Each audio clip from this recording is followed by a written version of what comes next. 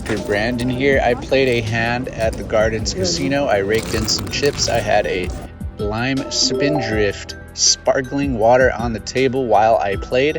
What happened? Well, let's talk about it.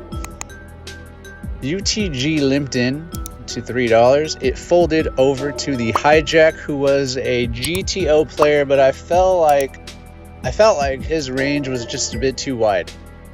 So he raises to 15 and it folded to me on the button. This is just going to be a 100% 3-bet when you're on the button with pocket jacks versus a player with a VPIP whose VPIP is higher than 15%. These players will almost, usually they're not going to have the best range. They're not going to have just ace kings, aces, kings, queens. They're going to have a lot. And this player definitely with a wider range than GTO, I felt. He's going to have a way wider range. So my goal was to isolate him with a small $40 bet. My 3-bet sizing to 40. By the way, it worked. I get isolated and I go heads up to a flop, ace, queen, 5, rainbow board. And he's going to check it to me. But before we continue on the flop, I just wanted to say my sizing to 40 was to not really get too much of my stack in the middle. I felt like on these 2-3 low stakes tables, you can size down. Your sizes don't got to be too big. So I think less is more when 3-betting, playing 2-3 no limit hold'em with a 66 big blind, cap roughly. Anyway, when he checks it to me, I do feel like he will check a lot of weak aces to me, a lot of ace pairs that he has. And I think a bet here, even though my range wants to bet all the time, I think it's just a mistake. I feel like a check is okay, because if he does have like trash, like 7-8 suited, this player was playing like 8-9 offsuit. If he has these hands, there's really not much he can see on the turn that is going to be bad, especially on a rainbow board. I felt like a check was okay because he was also the type to maybe bluff at it, to which I could hero call. So that was the plan, check, maybe let him bluff at it and I hero call. But a jack hit on the turn and he checked it again. I felt like this player was smart enough to know I could have sets here, I could have queens, I could have jacks, I could have king 10, and I do feel like he can still have an ace.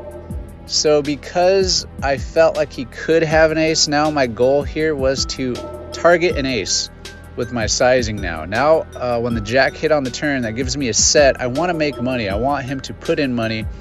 And I felt like with my stack that I had, $237, I felt like what I wanted to do was put in about 33% of this stack.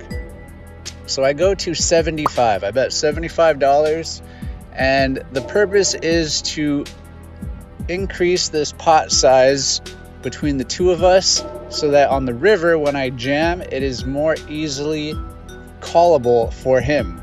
He will feel more invested to call.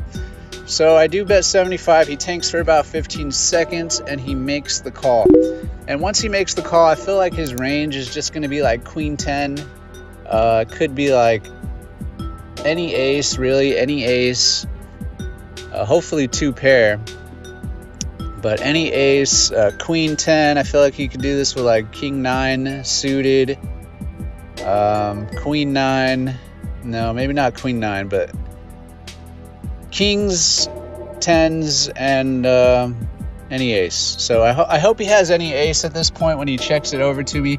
And when he checks it over to me, I just think he's never going to have a set or a king 10 for a straight. I think he's always going to have a 1-pair type hand, maybe a 2-pair type hand, maybe like ace 8, maybe ace 5. I feel like ace 5 would have bet on the turn.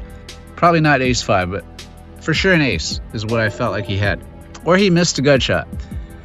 But the plan was already to shove on the river regardless. As long as there wasn't a heart, a king, or a 10 on the river, I was going to shove. I do shove in about 10 seconds of seeing the flop. And the total I bet was 162. And then my opponent went into the tank for about 1 minute. He was talking out loud. He was putting me on a pocket queens and pocket jacks. And he said he really felt like I had pocket queens the way I played it. But he does end up flicking in the call. I think he just needed to see it. And after he flicked in the call, I showed my hand, and that is when I pulled out my phone to record.